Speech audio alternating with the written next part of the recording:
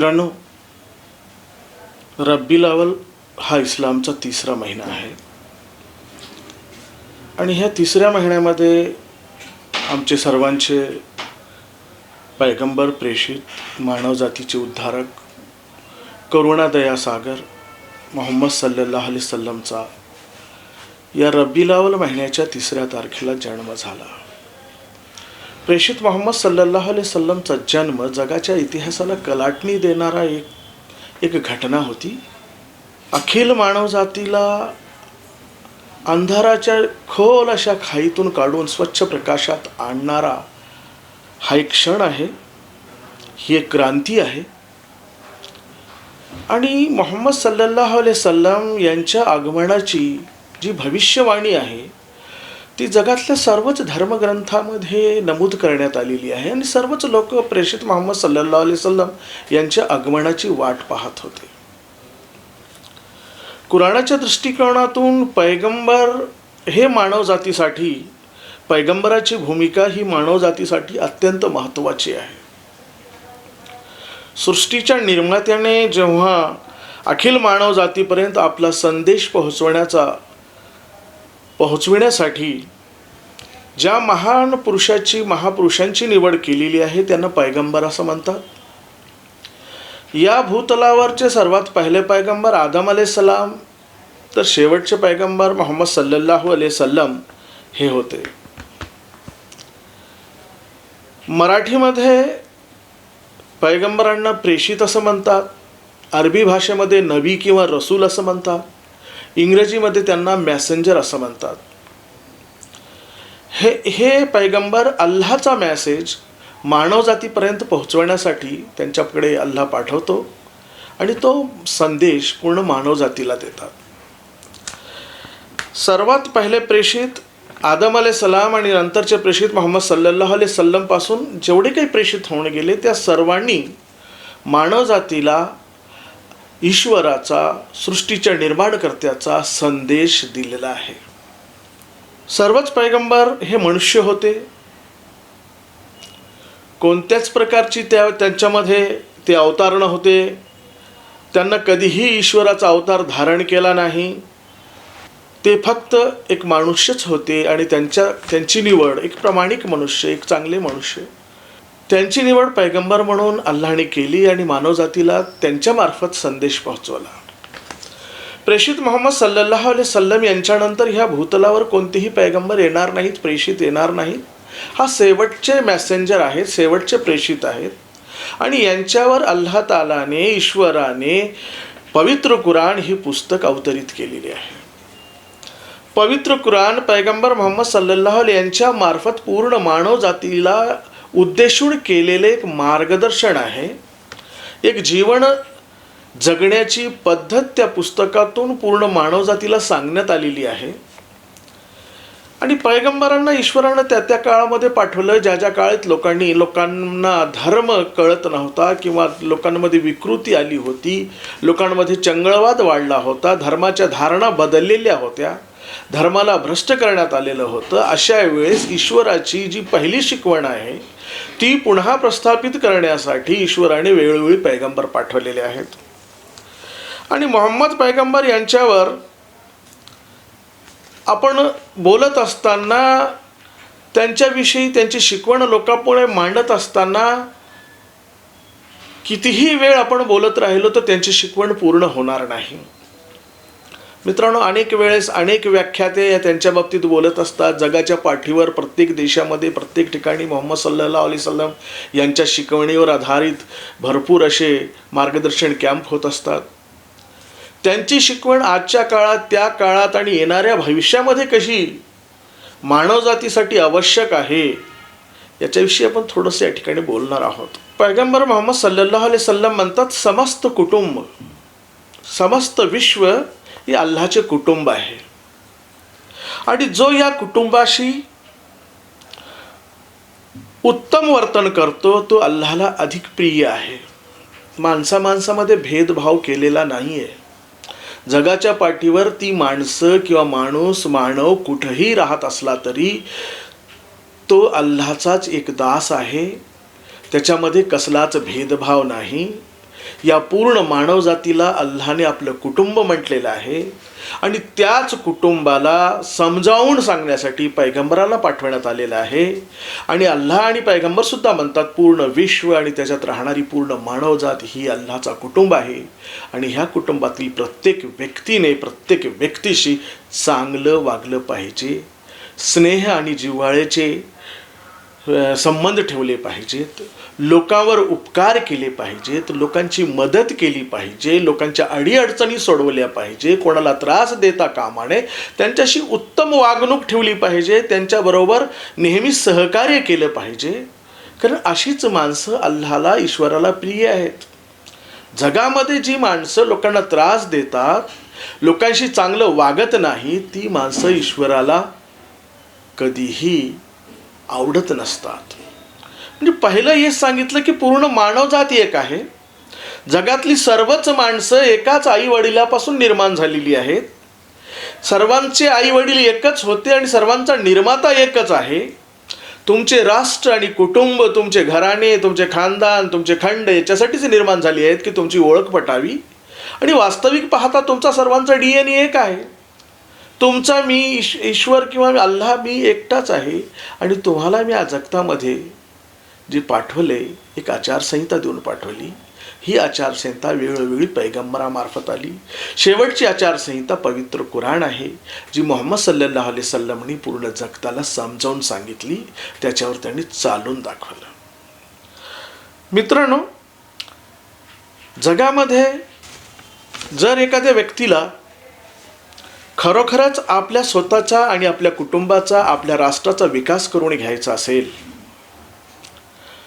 उद्धार करून घ्यायचा असेल, विकास करून घ्यायचा असेल, या देशामध्ये जगतामध्ये शांतता प्रस्थापित करायची असेल, तर प्रत्येक व्यक्तीने प्रामाणिकपणे आयुष्यात एकदा तरी प्रेषित मुहम्मद सल्लल्लाहु अलैहि वसल्लम यांच्या शिकवणीचा अभ्यास केला पाहिजे.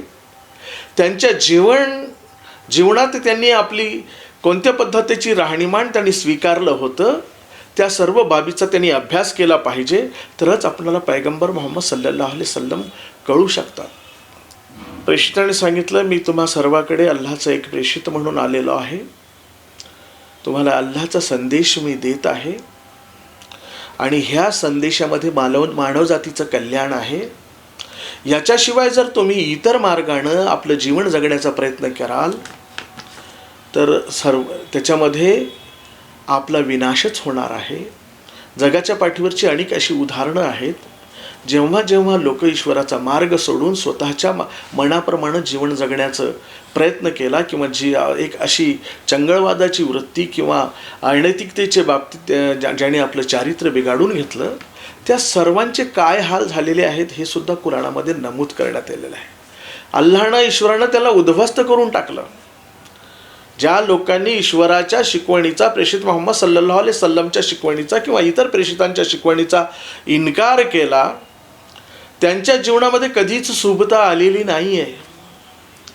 त्यांचं चारित्र्य उच्चतम शिखराकडे घेऊन गेलेलं नाही आहे. प्रेषित मुहम्मद सल्लम म्हणतात की मी या जगामध्ये पाठवलेलो आहे की मानव जातीचे चारित्र्य हे उत्तम शिखरापर्यंत नेण्यासाठी, हे सुसंस्कृत असा समाज निर्माण करण्यासाठी, सर्वांशी प्रेमानं वागणारा, स्नेह करणारा, लोकांची मदत करणारा असा समाज निर्माण करण्यासाठी, लोकांना शिकवण देण्यासाठी मला पाठवण्यात आलेलं आहे.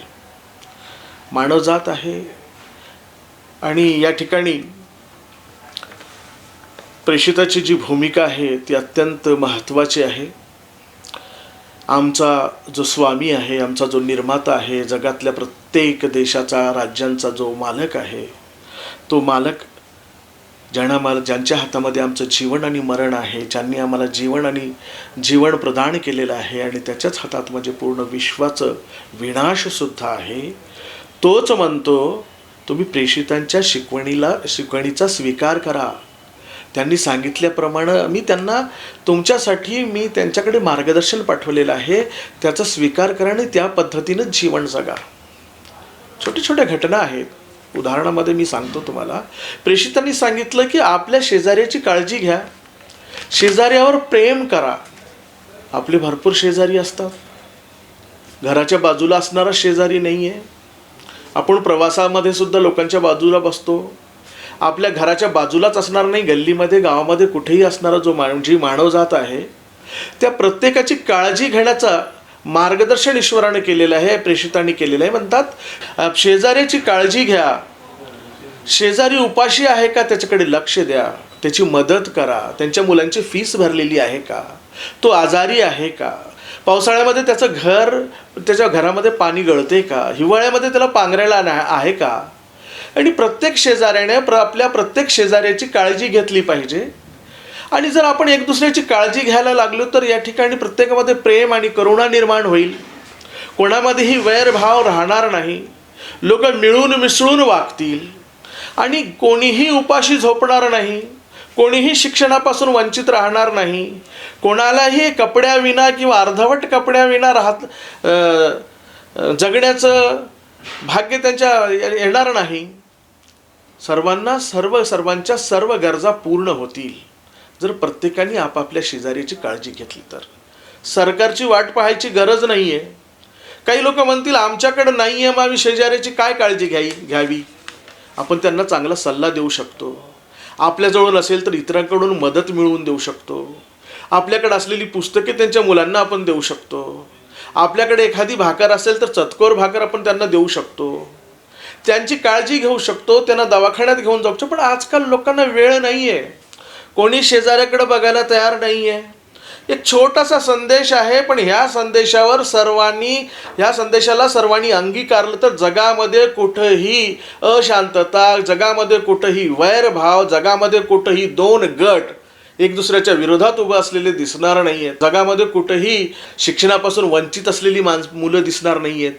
जगामधला प्रत्येक माणूस आनंदी राहील. सरकार येईल केव्हा, मदत करील केव्हा, याची काही वाट बघायची गरज नाही. पण लोकांची मनं कशी झाली, लोकांना माणसापेक्षा पैशाला, धनाला, संपत्तीला जास्त महत्त्व दिलेलं आहे. माणूस मेला तरी चालेल, माणसाला त्रास झाला तरी चालेल, पण मी कशाला मदत करू. आपण पाहतो शेतकऱ्यांची आत्महत्या होत आहेत. का होत आहेत आपण चिंतन करतोय का. एखाद्या गावामध्ये 1-2च आत्महत्या होतात, तेही कोणाचे शेजारी आहेत. काही हळव्या मनाची माणसं असतात, परेशान होऊन आत्महत्या करतात. पूर्ण गाव जर त्याला समजून घेत नसेल तर काय काम आहे हो. तर आणि समजून घेतलं तर आत्महत्या होणारच नाही आहे. हे आपलं जे मन कठोर झालेलं आहे, आपल्या मनामध्ये जी करुणा आता संपत आलेली आहे, लोकांबद्दलचं प्रेम आमच्या मनामध्ये शिल्लक राहिली नाही. तेच प्रेम जागृत करण्यासाठी प्रेषित मोहम्मद म्हणतात शेजाऱ्यांची मदत करा, शेजाऱ्यांची काळजी घ्या. जे स्वतःसाठी पसंत करतात ते शेजाऱ्यांसाठी पसंत करा. लोकांना त्रास देऊ नका. लोकांना उलट तुमच्यापासून लोकांना फायदा पोहोचला पाहिजे. पण असं घडत नसतं. आणि ही जी एकच शिकवण जर आपण स्वीकारली तर काय होईल हा विचार केलेला किती बरा राहील. काय होणार आहे. एकच शिकवण आपण सर्वांनी स्वीकारली. प्रत्येक जण आपल्या शेजाऱ्याची काळजी घेणारा असला, प्रत्येक जण आपल्या नातेवाईकाची काळजी घेणारा असला, प्रत्येक जण आपल्या भावा बहिणीची जर काळजी घेणारा असला तर जगामध्ये आनंद पसरेल.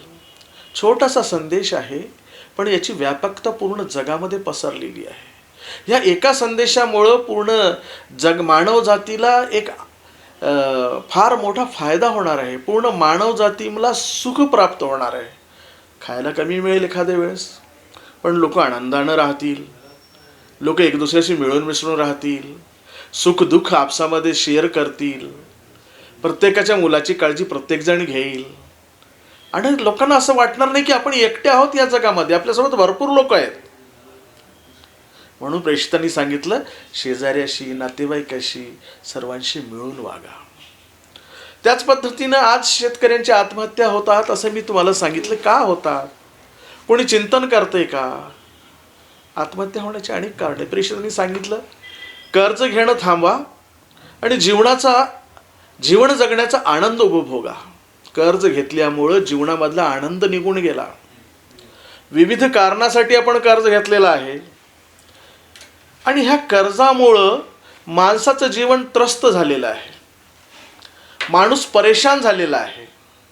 कर्ज कशासाठी घेतो? आपल्या जीवन जगण्याच्या पद्धती जे आहेत, आपण चुकीच्या पद्धतीनं जीवन जगतो आहे. व्याजावर आधारित अर्थव्यवस्था जी आहे आज, प्रेषितांनी त्या काळामध्ये सांगितलं की व्याजाला त्यांनी निषिद्ध मानलेलं आहे. व्याजामुळं काय होतं? गरीब गरीब होत जातो आणि श्रीमंत श्रीमंत होत जातो. व्याजामुळे शोषण करणारा आणि शोषितांचा एक दोन गट निर्माण होतात. ह्या दोन गटामध्ये तिरस्काराची भावना निर्माण होते आणि समाजामध्ये शांतता राहत नाही आणि याच्यामधूनच आत्महत्येचे प्रकार घडत असतात. माणूस कर्ज का घेतो? आत्ताच सांगितलं की मी चुकीच्या मार्गानं जर आपण जीवन जगत आहोत. उदाहरणामध्ये लग्न आहे आणि आपण एक पद्धत सध्या लग्नाची स्वीकारलेली आहे की मोठ्या प्रमाणात मोठा गाजावाजा करून लग्न केलं पाहिजे, आतिषबाजी केली पाहिजे, पंचपक्वान्नाच्या पंक्ती उठवल्या पाहिजेत, फार मोठा हुंडा दिला पाहिजे, गावानं किंवा परिसरानं विसरणार नाही असं लग्न केलं पाहिजे आणि त्याच्यासाठी आपण जर आपला शेत विकलं तरी चालेल, आपण कर्जानं व्याजानं पैसे आणले तरी चालेल, पण असं केलं. पण ही चुकीची पद्धत आहे. प्रेषितांनी त्या काळामध्ये सांगितलं की ज्या लग्नामध्ये सर्वात कमी खर्च होतो किंवा खर्चच होत नाही असं लग्न जगातलं सर्वात चांगलं लग्न आहे आणि याच्यामध्ये समाजाची शुभता, समाजाचा विकास याच्यावरच अवलंबून आहे. लोकांनी चुकीच्या पद्धतीने हुंड्याकडे वळले. शेत विकून, कर्ज काढून आणि पंचपक्वान करून, जो पंचपक्वान असतो तो अर्धा पत्रवाळीवर राहतो, अर्धा उकरड्यावर जातो आणि लग्न मोठं केल्यानंतर त्या कुटुंबाला काय काय सहन करावं लागतं हे आपल्याला माहीत आहे. एकदा लग्न झालं की त्यांच्या घरातल्या इतर लहान मुलावर जे सकस आहार मिळायला पाहिजे तो मिळत नाही आहे. त्यांचं शिक्षण चांगलं व्हावं हे त्यांना मिळत नाही आहे. घरातल्या बायका पोरांना चांगले कपडे मिळत नाही आहे. कितीतरी वर्ष त्या पुरुषावर, त्या घरच्या कर्त्यावर डोक्यावर एक मोठा टेन्शन असतं. घरातली पत्नी परेशान असते. मुलांचं शिक्षण बरोबर होत नाही आहे. आणि हे का घडलं? असं चुकीच्या पद्धतीनं लग्न केल्यामुळं. प्रेषितांनी सांगितलं की 4 माणसं बोलवा, त्यांच्या समोर त्या मुलीचा, चांगल्या मुलाशी लग्न लावून द्या. जेवण्याची गरज नाही. तुमच्याकडे ऐपत असेल तर कोणाला जेवू घाला, चहा पाजवा, पण एवढं मोठं काहीतरी करायची गरज नाही. आणि हे का घडतंय? हुंडा आला, लग्न आम्ही करू शकत नाहीये. एक चूक केली तर अनेक चुका कशा कराव्या लागतात ह्याची एक उदाहरणं आहेत. हुंडा आला म्हणून मुलींचा हत्या सुरू झाली. हुंडा आला म्हणून भ्रूण हत्या सुरू झाली. हुंडा आला म्हणून आईच्या गर्भामध्येच त्याचं मुलगा आहे का मुलगी आहे हे पाहणं सुरू झालं. जर ती मुलगी असेल तर जन्माच्या पूर्वीच तिला मारायला बापही सिद्ध झाला, आई सिद्ध झाली, आजी, आत्या, मामी सर्वजण मावशी तिला मारायला सिद्ध झाले. म्हणजे मुलीला आईच्या पोटामध्ये जन्माच्या पूर्वीच मारून टाकण्यात येतं. असं कोण करते बरं? किती निर्दयीपणा आहे. आणि हे का घडते? चुकीची पद्धत आम्ही स्वीकारली हुंड्याची. लग्न करण्यासाठी आम्हाला त्रास होईल, एवढा पैसा आम्ही कुठून आणू, ह्यासाठी आज त्या मुलीला मारून टाकण्यात येतं. जी निरागस मुलगी असते आणि तिला मारताना ती आईच्या पोटामध्ये स्वतःचा जीव वाचवण्यासाठी सुद्धा इकडे तिकडे धावपळ करत असते. पण त्याच्यामध्ये डॉक्टर आणि घरातले कुटुंब हे सर्व तिच्या विरोधात जातात आणि तिला मारून टाकतात. असं जनावरही करत नाही आहेत, पण मानव करायला लागला आणि तेही चुकीच्या पद्धतीमुळं. वारंवार गर्भपात, वारंवार अशा पद्धतीनं परीक्षण करणं, ह्यामुळं आईची परिस्थिती, आईचं आरोग्य बिघडतं. जिथं आईचं आरोग्य बिघडतं तिथं घराचं आरोग्य बिघडतं. आई वारंवार बिमार आहे तर दुसऱ्या मुलांकडे लक्ष देत नाहीये, पत्नीकडे लक्ष देऊ शकत नाहीये, घराकडे लक्ष देऊ शकत नाहीये, नातेवाईकाकडे लक्ष देऊ शकत नाही. ती वारंवार बिमार असते, वारंवार तिची प्रकृती खालावलेली असते. तर पुरुष जो कमाई करतो, त्याच्यातला मोठा वाटा दवाखान्यामध्ये जातो आणि देशामध्ये अर्ध्या स्त्रिया आहेत. म्हणजे आपलं पूर्ण देश बिमार झाला. आपल्या पूर्ण देशाची प्रकृती खराब झाली. ज्या ठिकाणी अर्ध्या देशाची प्रकृती खराब होतो त्या देशाची विकास कसा होईल? आणि हे घडतंय का? आपल्या चुकीच्या जीवन पद्धतीमुळं. लग्न जर स्वस्त केलं, प्रेषितांनी सांगितलं लग्न स्वस्त असला पाहिजे आणि व्याभिचार महाग झाला पाहिजे. आज व्याभिचार स्वस्त झाला आणि लग्न महाग झाला.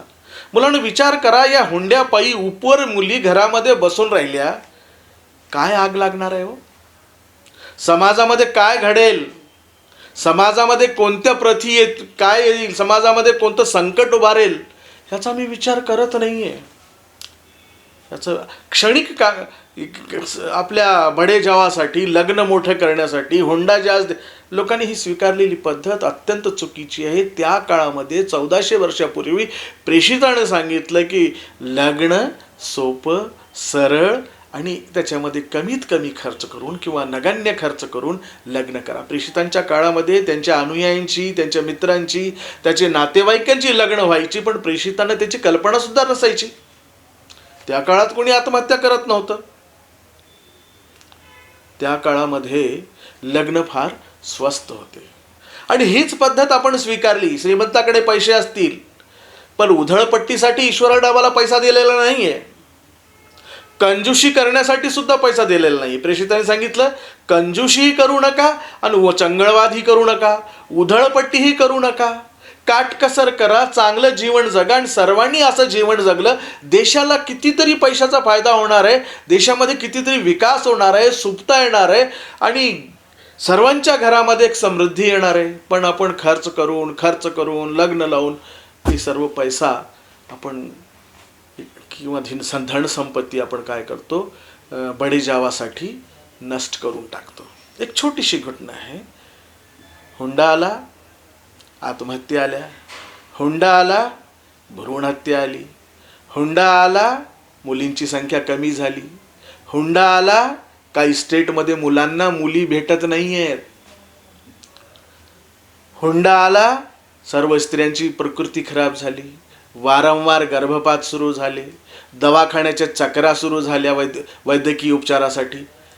त्यासाठी प्रेषितांनी सांगितलं की लग्न छोटं आणि हे करा, सोपं करा. पण कोणाला आवडत नाही. आज लोक जास्तीत जास्त महाग असा लग्नाचा कार्ड शोधून तिथून तयारी असते लोकांची की फार चांगला कार्ड किंवा पत्रिका लोकांच्या हातामध्ये दिली पाहिजे. पण याच्यामुळं मानव आपलंच स्वतःच विनाश करून घेत आहे. मानव जातीचा विनाश होत आहे. आणि त्या एका मुलीला आपण मारत नाहीये पोटामध्ये. आईच्या पोटात आईची हत्या ही एका मुलीसाठी नाही आहे. सर्वजण जबाबदार आहेत. पण त्या मुलीपासून जी वंशावेल वाढणार होती त्या सर्वांच्या खुनाचा आरोप ह्या कुटुंबावर येत आहे किंवा ह्यांना मदत करण्यावर येत आहे. ती एकटी जन्माला येणारी नव्हती. तिच्यापासून अनेक लोक जन्माला येणार होते आणि त्या सर्वांचा खून या ठिकाणी होतोय हे आम्ही विचार करत नाहीये. हा विचार करणे अत्यंत गरजेचं आहे, पण लोक हा विचार करत नाहीयेत. हे अत्यंत चुकीचं आहे. आमच्याच अपत्याला आपणच मारतो, आपल्यासारखे आपणच म्हणावं लागेल. माणसाला शोभणार नाही अशी ही एक घटना आहे. ह्यासाठीच व्याजाचे पैसे आले. व्याजाच्या किंवा सावकाराच्या तगाद्यामुळे लोक आत्महत्या करतात. अरे कर्ज का घ्यायचा, लोकांचा तगादा का लावून घ्यायचा आणि मग पुन्हा आत्महत्या का करायची? शेजाऱ्यांची काळजी घेतली तर कोणीच आत्महत्या करणार नाही. शेजाऱ्याच्या प्रश्नाकडे आपण समाजानं लक्ष दिलं तर त्या समाजाची सर्वांनी मिळून एका दोन घरांचा प्रश्न आपण सहज मिटवू शकतो. शक्यता आहे आपल्याकडे काही नसेल तर दुसऱ्याकडून आपण मिळवून देऊ शकतो. पण आमच्या गरजा वाढलेल्या आहेत. प्रेषितांनी सांगितलं की आपल्या गरजा ह्या अनियंत्रित करू नका, नियंत्रित ठेवा. कर्ज घेऊ नका. कर्ज जर तुम्ही घेणं बंद केलात तर तुम्हाला जीवन जगण्याचा खरा आनंद मिळेल. आणि जर तुम्ही कर्ज घेतलात मग ते लग्नासाठी असेल, घर बांधण्यासाठी असेल, गाडी खरीदण्यासाठी असेल, कशासाठी व्याजानं जर पैसे तुम्ही उचलत असाल तर तुम्हाला चणचण भासणारच आहे, टेन्शन राहणारच आहे, आनंदानं जीवन जगताच येणार नाही आहे.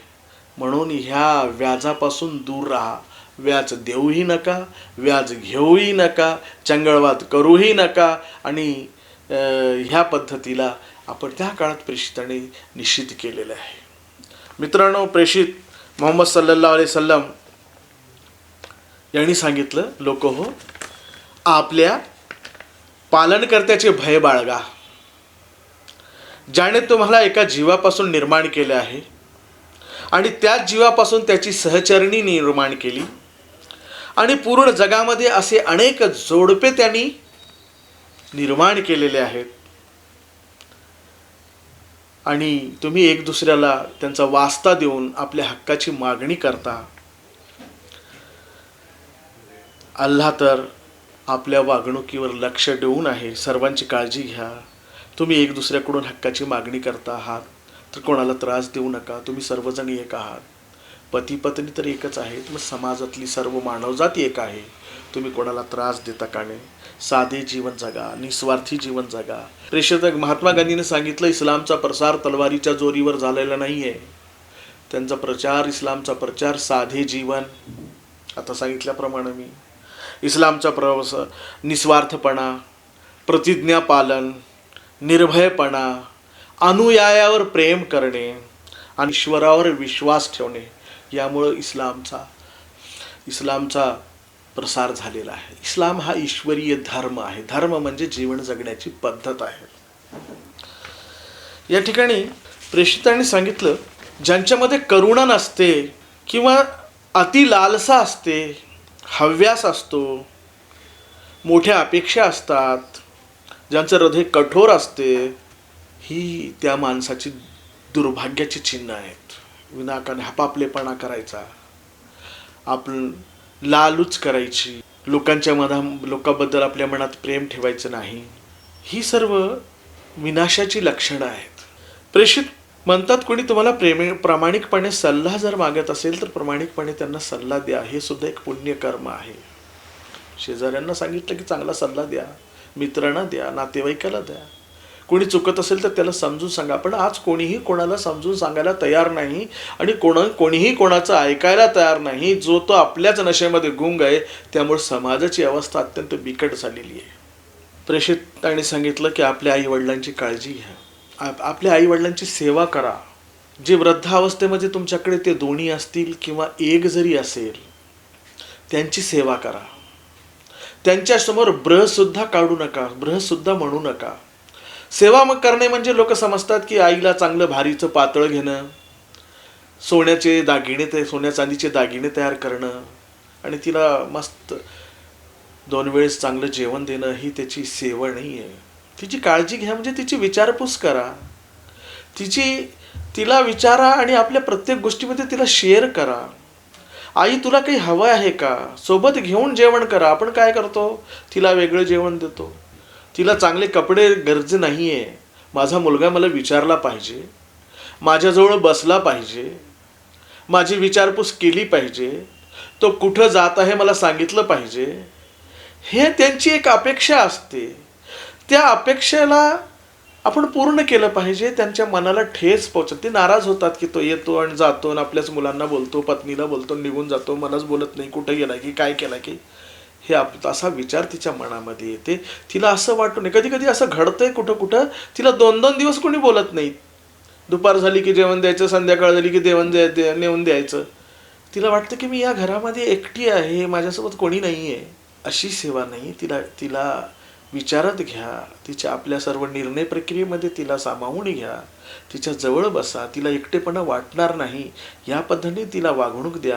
हे आईवडिलांची सेवा करणं माणसाचं कर्तव्य आहे. आज तुम्ही तुमच्या आईवडिलांची सेवा कराल, निश्चितच तुमची मुलं तुमची सेवा करतील. प्रेषित म्हणाले, तुम्ही आज तुमच्या आईवडिलांची सेवा केली तर निश्चितच तुमची मुलं तुमची सेवा करतील. प्रत्येकाला वृद्धपकाळ येणार आहे, प्रत्येक जण म्हातारा होणार आहे. म्हणून अशीच आजकाल लोकांना आईवडिलांना नेऊन वृद्धाश्रमामध्ये ठेवतात. त्या मुलांना काय म्हणावं आपण.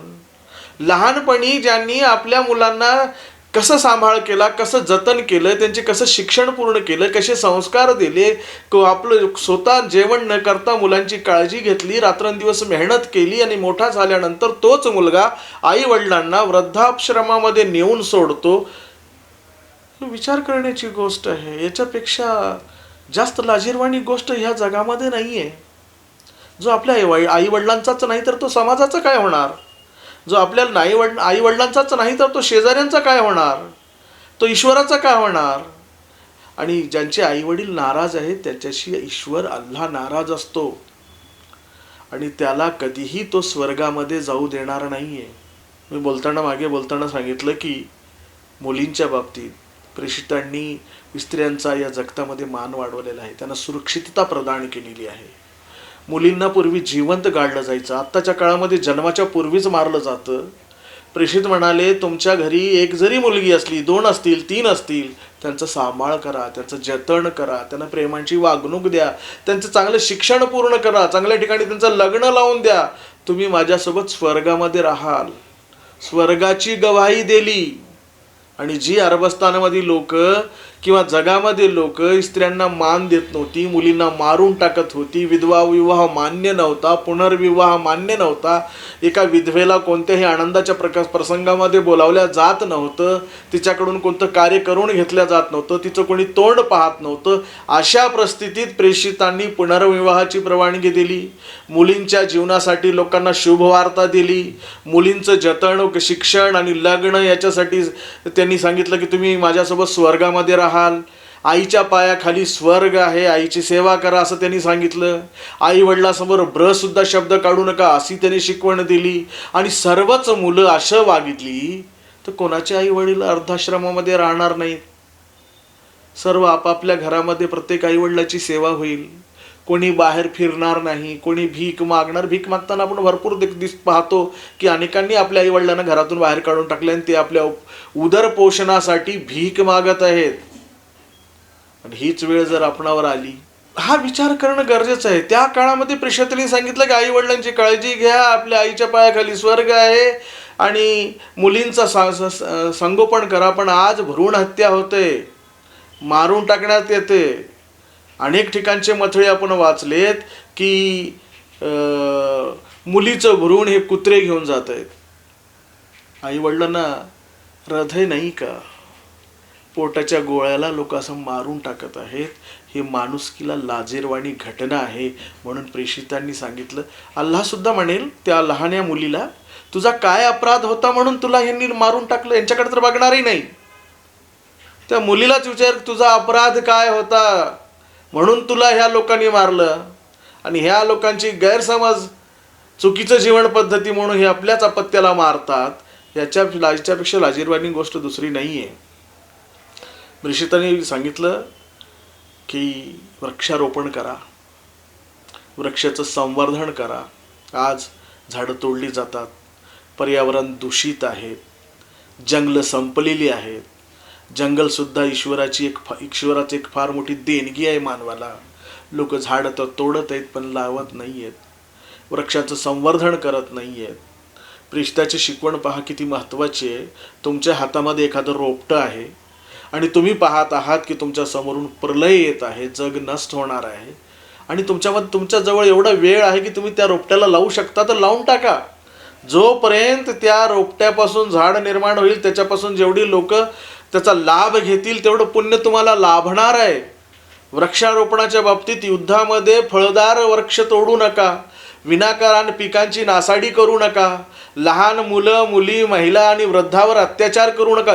युद्धाच्या बाबतीत सुद्धा वृद्धांची, लहान मुलांची, स्त्रियांची, मुलींची किती काळजी आहे, जंगलांची किती काळजी आहे, फळदार वृक्षांची किती काळजी आहे, पिकांची किती काळजी प्रेषितांना होती. करुणा आणि दयासागर होते ते. त्यांचं हृदय मानवजातीसाठी ओतप्रोत भरलेलं होतं. त्यांना असं वाटत होतं की माणूस चुकीच्या पद्धतीनं जातोय आणि तो विनाशाकडे जातोय. म्हणून ते तळमळीनं लोकांना सांगत होती की आमचा सर्वांचा ईश्वर एक आहे, आमचा सर्वांचा निर्माता एकच आहे आणि तोच आमच्या श्रद्धेला पात्र आहे, तोच आमच्या उपासनेला पात्र आहे. त्याचीच उपासना करा त्यांनी सांगितल्याप्रमाणे, आणि त्याच्या शिकवणीवर जीवन जगा, त्याच्या शिकवणीला स्वीकारा. त्याच्यातच मानवजातीचं आणि विश्वाचं कल्याण आहे. ही महत्त्वाची. लोक विसरून गेले ईश्वर कोण आहे. लोकांनी अनेक ईश्वर निर्माण केलेत. असं कसं शक्य आहे? महात्मा फुले म्हणतात, झाला का हो वेडे पिसे, माणसाचे ईश्वर अनेक कसे. प्रेषितांनी ते सांगितलं की सर्वच प्रेषितांनी सांगितलं अनेक ईश्वर नाही आहेत, एकच ईश्वर आहे आणि तो सर्वांचा आहे. तुम्ही माना किंवा न माना. जो मानणार नाही तो विनाशाकडे जाईल, त्याला नरकामध्ये जावं लागेल. ह्या जगामध्ये त्याला सुख लाभणार नाही आणि परलोकामध्ये त्याला सुख लाभणार नाही आहे. म्हणून एकाच ईश्वराची आराधना आणि प्रार्थना करा. आणि त्यांनी सांगितल्याप्रमाणे जीवन जगा, हेच सांगण्यासाठी प्रेषितांना पाठवण्यात आलेलं होतं. मित्रांनो, प्रेषित म्हणाले माणसासाठी तेच अन्न पवित्र आहे जे त्याने मेहनत करून कमवलेलं आहे. आज पहा काय अवस्था आहे. जे अन्न आपण आज कमवतो किंवा अनेक लोक कमवतात, कोणत्या कोणत्या मार्गाने येतं. कोणी दारू विकून अन्न कमवतो, कोणी पत्ते खेळून अन्न कमवतो, कोणी चरस गांजा विकून अन्न कमवतो. मेहनत करत नाहीये, वाईट मार्गाने भ्रष्टाचार करून, घोटाळे करून पैसा जमा करतात आणि आपल्यासमोर आपण पाहिलं की एका दिवशी मरून जातात. ते पैसा त्यांच्या कामी येत नाही. प्रेषित म्हणाले तेच अन्न तुमच्यासाठी अतिशय पवित्र आहे जे तुम्ही मेहनत करून घाम गाळून तुम्ही कमवलेलं आहे, तुम्ही प्राप्त केलेलं आहे. वाईट मार्गानं, अनैतिक मार्गानं तुम्ही अन्न मिळवू नका. तुमचे विचारही तसे होतील, तुमचे मुलंही तसे होतील. वाईटाचे फळं वाईटच येणार आहेत. जे पेराल तेच उगवेल. म्हणून मेहनतीचं खा, इमानदारीचं खा, अप्रामाणिकपणे जीवन जगू नका, लोकांना त्रास देऊ नका, भ्रष्टाचार करू नका, अनाचार दुराचार करू नका. आज जिकडे तिकडे माणसं कसाही काही केलं तरी पैसा आपण कमवला पाहिजे, ह्याची एक जगामध्ये स्पर्धा लागलेली आहे. पण हा विचार लोक करत नाहीत. प्रेषित म्हणाले बलवान तोच आहे, शक्तिशाली माणूस तोच आहे जो आपल्या रागामध्ये, क्रोधामध्ये सुद्धा आपल्या बुद्धीवर ताबा ठेवतो. आपल्या बुद्धीला तो वाटेल तशी सूट देत नाही. आपल्या मनावर ताबा ठेवतो, आपल्या बुद्धीवर ताबा ठेवतो. रागामध्ये अनेक गोष्टी असे घडतात, त्याचा पश्चाताप माणसाला पुन्हा होतो. म्हणून नेहमी संयमी राहा, नेहमी आपल्या विवेकाला जागृत ठेवा, नेहमी प्रामाणिकपणे बोला, सत्य बोला. असत्याची कास धरू नका, किंवा असत्य हे नेहमी गुन्ह्याकडे नेते, अपराधाकडे नेते, आणि अपराध हे नरकाकडे नेतात. म्हणून तुम्ही सत्यासोबत असा. काही जरी झालं तर सत्याची कास सोडू नका, प्रामाणिकपणा सोडू नका, वाईट मार्ग स्वीकारू नका, भ्रष्टाचार करू नका. नेहमीसाठी सांगितलं. अनैतिक संबंधाच्या बाबतीत प्रेषितांनी सांगितलं आणि कुराणामध्ये सुद्धा सांगितलं आहे की अनैतिक संबंध म्हणजे संबंधाच्या जवळ फिरकू सुद्धा नका. फार मोठा अपराध आहे, फार मोठा गुन्हा आहे. प्रेषित म्हणतात तुम्ही दुसऱ्यांच्या घरातल्या स्त्रियांकडे पाहू नका, कारण तुम्ही दुसऱ्याकडे नाही पाहिलं तर तुमच्याही घरातल्या स्त्रिया सुरक्षित राहतील. प्रेषित म्हणतात आपल्या नजरा खाली ठेवा. पर स्त्रीशी जर एखाद्या कामाच्या वेळेस बोलायचं असेल, स्त्री पुरुषांनी खाली पाहून बोललं पाहिजे. विनाकारण स्त्रियांनी बाजारामध्ये फिरता कामा नये. विनाकारण स्त्रियांनी आपल्या सौंदर्याची किंवा आपल्या आणखीन कोणत्या अवयवाची त्याला लोकांना दिसतील असं ठेवू नये. स्त्रियांचं संरक्षण करण्याची जबाबदारी, त्यांना अन्न देण्याची जबाबदारी, त्यांना वस्त्र देण्याची जबाबदारी ही पुरुषाची आहे. जगातला तोच माणूस सर्वात चांगला आहे जो आपल्या पत्नीशी चांगला आहे. पुरुषाला असं सांगितलं की तुम्ही जे खाता ते आपल्या पत्नीला द्या. तुम्ही ज्या प्रकारचे वस्त्र परिधान करता त्या पद्धतीचे वस्त्र स्त्रियांसाठी द्या. त्यांचं संरक्षण करा. त्या अत्यंत भावनिक असतात, अत्यंत हळव्या असतात. त्यांची काळजी घ्या, कारण ते तुमच्या घराची काळजी घेतात, तुमच्यावर उपकार करतात. ते तुमच्या घरात काम करतात, तुमच्यावर उपकार करतात. ते तुमच्या मुलाबाळाचं संगोपन करतात, तुमच्या मुलांना दूध पाजवतात, ते तुमच्यावर उपकार करतात. म्हणून ते तुम्ही त्यांची इज्जत आहात. तुमची इज्जत तुमच्या स्त्रिया आहेत आणि स्त्रियांची इज्जत तुम्ही, अब्रू तुम्ही आहात. एक दुसऱ्याची, आता सांगितलं की एक दुसऱ्याचा हक्क आपण मागत असतो, त्यांचा हक्क त्यांना द्या. पण आज स्त्रियांची अवस्था जगामध्ये किंवा भारतामध्ये किंवा कुठेही पाहिलं तर अत्यंत मनाला, हृदयाला पीळ पडणाऱ्या घटना या देशामध्ये आणि जगामध्ये घडत आहेत. त्याचं एकमेव कारण आहे, मी हा स्त्रियांच्या बाबतीत, महिलांवर होणाऱ्या अत्याचाराच्या बाबतीत एक व्हिडिओ घेऊन मी आपल्या सभेत पुन्हा एकदा येणार आहे. आज प्रेषितांचा विषय आहे. प्रेषितांची 1-2च शिकवणी आपण या ठिकाणी बोलणार आहोत. प्रेषितांनी सांगितलं की शिक्षण आईच्या ओटीपासून स्मशानभूमीमध्ये जाईपर्यंत शिक्षणाची कास सोडू नका. त्या काळामध्ये सांगितलं तुम्हाला चीनला जावं लागलं तरीही शिक्षणासाठी तुम्ही चीनला जा. म्हणजे आजचा जो सर्व शिक्षा अभियान आहे त्याकडे सांगितलं की प्रत्येक स्त्री पुरुषांना शिक्षण घेणं हे आवश्यक आहे, क्रमप्राप्त आहे.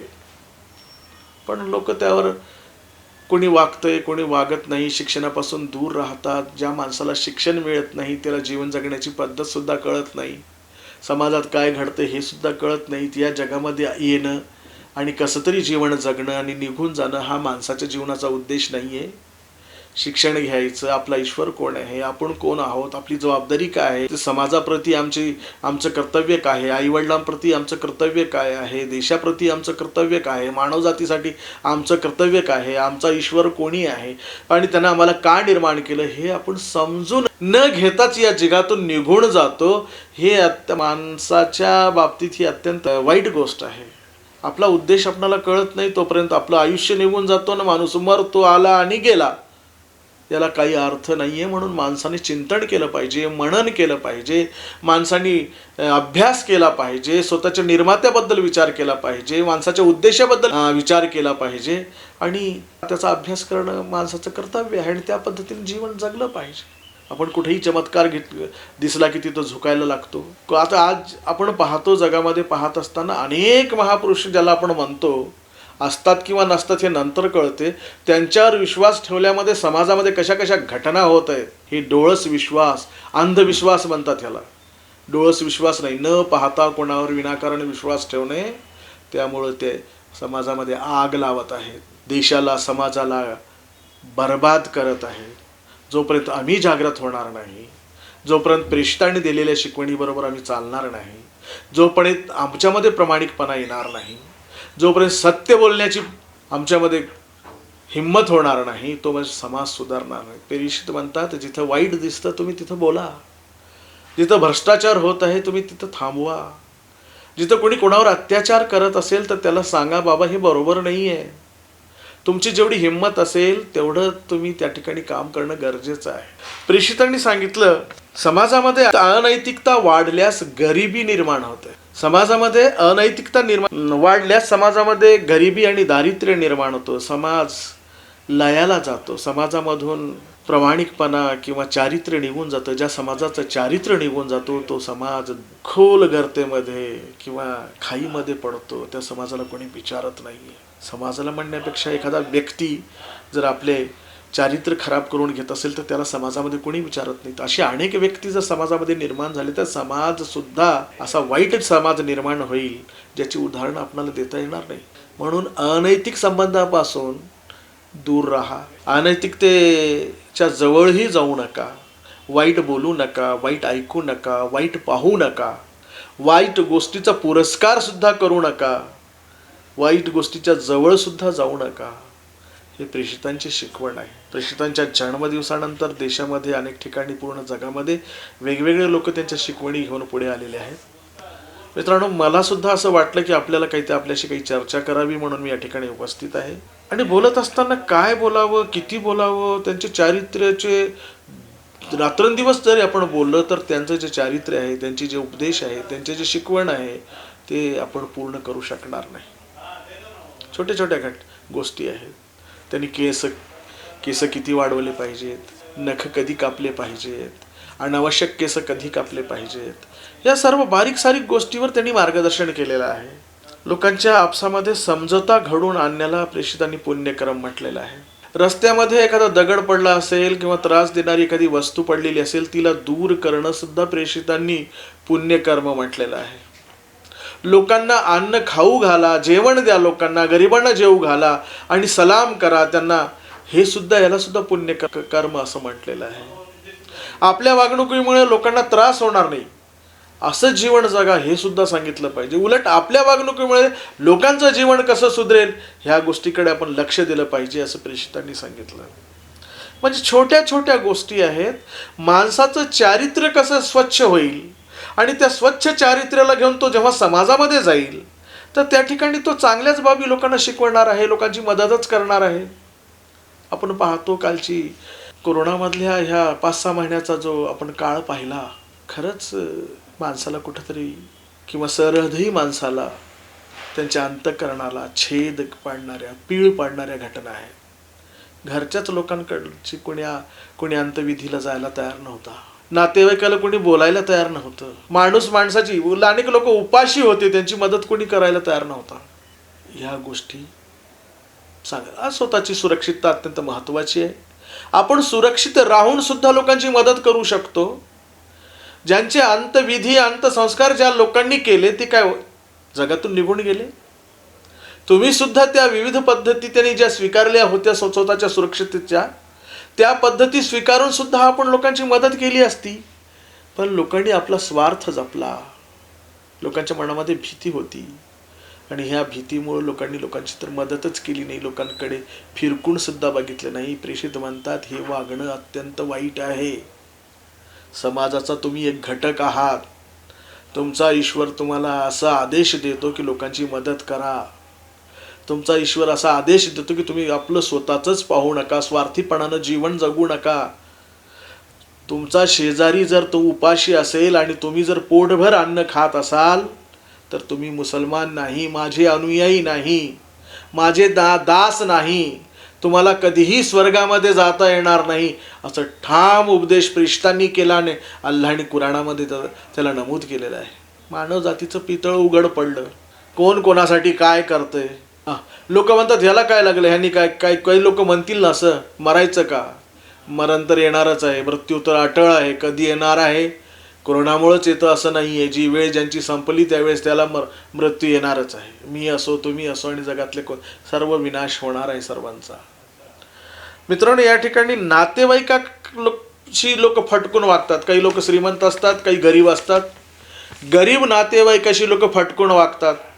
घरी आला तर त्याला चांगलं बोलत नाहीयेत, बहिणीला चांगलं बोलत नाहीत, भावाला चांगलं बोलत नाहीत, किंवा आणखीन दुसरे जवळचे नातेवाईक असतील, दूरचे नातेवाईक असतील, त्यांच्याशी फटकून आला काहीतरी मागायला. अरे तुमचं काय आहे? मागायला आला तर देऊन टाका. प्रेषित म्हणतात, तुमच्या घरी ज्या वापरण्याच्या वस्तू आहेत, शेजारी मागत असेल, नातेवाईक मागत असेल, तुम्ही त्याला द्या. देत नसाल तर तुम्ही माझे दास नाहीये. तुम्हालाही मी दिलेला आहे. तुम्ही लोकांची मदत करा. लोक देत नाहीये, हे चुकीचं आहे. म्हणजे माणसाला कसं जोडता येईल? माणसांनी माणसाची मदत कशी केली पाहिजे? प्रेम कसं वाढलं पाहिजे? स्नेह कसा वाढला पाहिजे? मैत्री कशी वाढली पाहिजे? आनंद कसा निर्माण झाला पाहिजे? दारिद्र्य कसं निर्मूलन कसं झालं पाहिजे? कुपोषण कसं निघून गेलं पाहिजे? याची काळजी प्रेषितांनी आपल्या शिकवणीतून घेतलेली आहे. प्रेषित म्हणतात, आज माणसं पाण्याचा चंगळवातपणे, उधळपट्टी, कितीही पाणी सांडत आहेत. प्रेषित म्हणाले, तुमच्या उश्याशी समुद्र जरी असला तर पाण्याचा वापर जपून करा. कोणीही कोणाला काही, ईश्वरानं आम्हाला पाणी दिलं, भरपूर दिलं, कमी दिलं, त्याचा हिशोब तर घेणार आहे. जीवनाच्या प्रत्येक क्षणाचा हिशोब आम्हाला ईश्वराकडे द्यायचा आहे. त्याने आम्हाला खायला प्यायला दिलं, चांगले आई वडील दिलेत, आपला पैसा दिला, शक्ती दिली, बुद्धी दिली, विवेक दिला. असं फुकटच कोणी कोणाला फुकट देत असतंय का? हे जीवन एक परीक्षा आहे. या ठिकाणी आपण जे जे करू त्या गोष्टीचा हिशोब ईश्वराला आम्हाला द्यायचा आहे. मरणोपरांत जीवनामध्ये आम्हाला उठून त्याच्यासमोर उभं राहायचं आहे. तो आम्हाला म्हणेल, तू काय केलास आपल्या जीवनामध्ये? कोणाची मदत केलीस का? प्रामाणिकपणे वागलास का? माझी आराधना आणि प्रार्थना केलास का? माझी केलास की दुसऱ्यांचीच केलास? जीवन देणारा मी, खायला देणारा मी, सर्व देणारा मी, मला सोडून तू दुसऱ्याची आराधना आणि प्रार्थना केलीस का? ह्या अनेक बाबतीत एक एक प्रश्नाचं, एक एक क्षणाचं उत्तर आम्हाला द्यायचं आहे. आणि आम्ही काय करतो? एवढ्या काहीतरी लोक ह्या जमिनीवर असं धाडधूड चालत आहेत, कोणाची पर्वा करत नाहीत. त्यांना हे माहितीही नाही की त्यांचं पूर्ण जीवनाची रेकॉर्डिंग सुरू आहे. ईश्वर प्रत्येक गोष्ट पाहत आहे, अल्लाह प्रत्येक गोष्ट पाहत आहे. ते पूर्ण कॅमेरे लावलेले आहेत आणि ते प्रत्येक जीवन त्याचं सुरक्षित करण्यात येत आहे आणि त्याच्यावर त्याला विचारणा करण्यात येणार. हे कोणाला माहीतच नाही. तुम्ही अंधाऱ्या रात्रीत करा, दिवसा करा, रात्री करा, प्रकाशात करा, मनात काय वाईट चिंतता, कोणाच्या बाबतीत कटकारस्थान करता, कोणाला मारता, आणखीन काही वाईट कर्म करता, हे सर्व तो पाहत आहे. म्हणून आपल्या वागणुकीला नियंत्रित ठेवा. आपली वागणूक अनियंत्रित होणार नाही याची काळजी घ्या. आपली वागणूक समाजामध्ये द्वेष निर्माण करणार नाही याची काळजी घ्या. आपल्या वागणुकीमुळे आपला एकमेव ईश्वर आपल्याशी नाराज होणार नाही याची काळजी घ्या. आपल्या वागणुकीमुळे प्रेषित नाराज होणार नाहीत याची काळजी घ्या. मानवजातीचं कल्याण प्रेषितांच्या शिकवणीमध्येच आहे. 15 मिनिटाच्या, 10 मिनिटाच्या, अर्धा तासाच्या ह्या व्हिडिओमध्ये मी तुम्हाला पूर्ण सांगू शकणार नाही.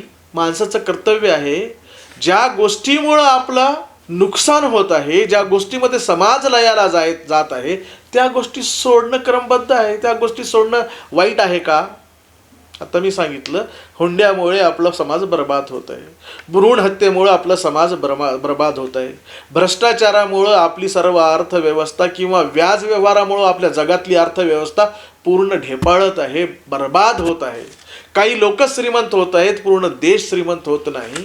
काही लोकांच्या करणीमुळे आम जनतेचं राहणीमान खालच्या थराला जात आहे. तर त्याचा विचार करून ज्या वाईट प्रथा आहेत, वाईट गोष्टी आहेत, जीवन जगण्याच्या ज्या वाईट प्रथा आहेत, त्या सोडून देऊन प्रेषितांनी सांगितलेल्या प्रथा किंवा त्यांची सांगितलेली शिकवण का अंगीकारू नये आपण, ज्याच्यामुळे आमचं कल्याण होणार आहे.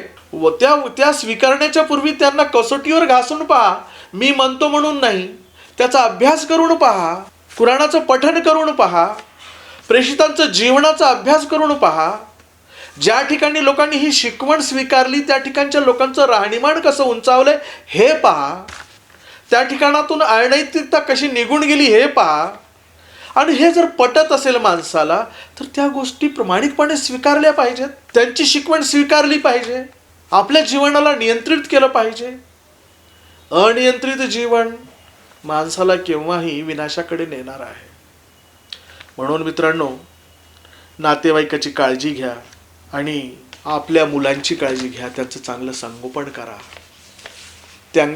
त्यांना चांगल्या पद्धती शिकवा. त्यांना चांगले संस्कार द्या.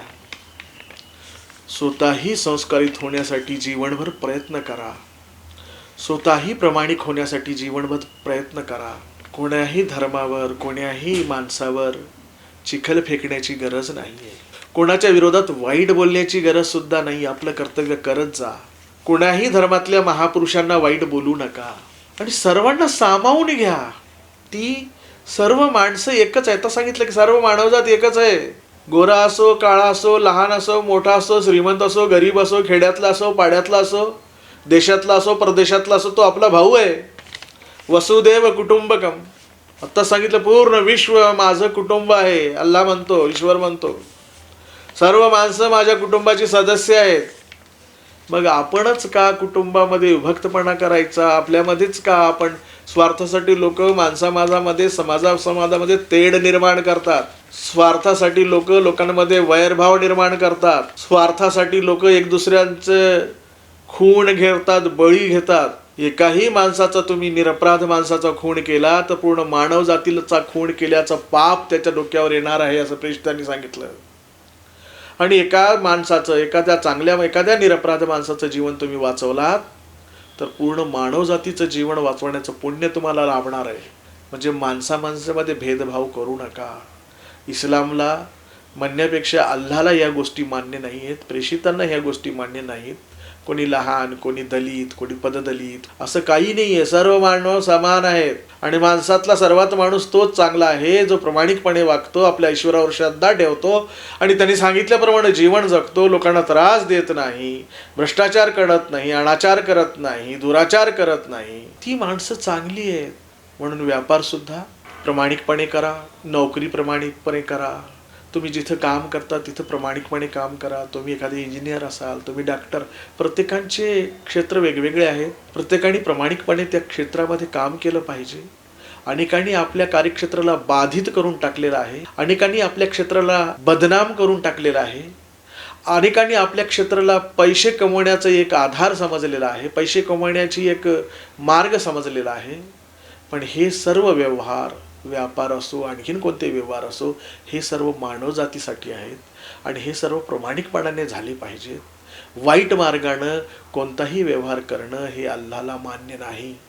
आज जरी तुम्हाला वाटत असेल पैसा मी कमवत आहे, पण तो पैसा माणसासोबत येणार नाही, तो पैसा माणसाची मदत करणार नाही आणि त्या पैशाच्या बाबतीत विचारणा होणार आहे.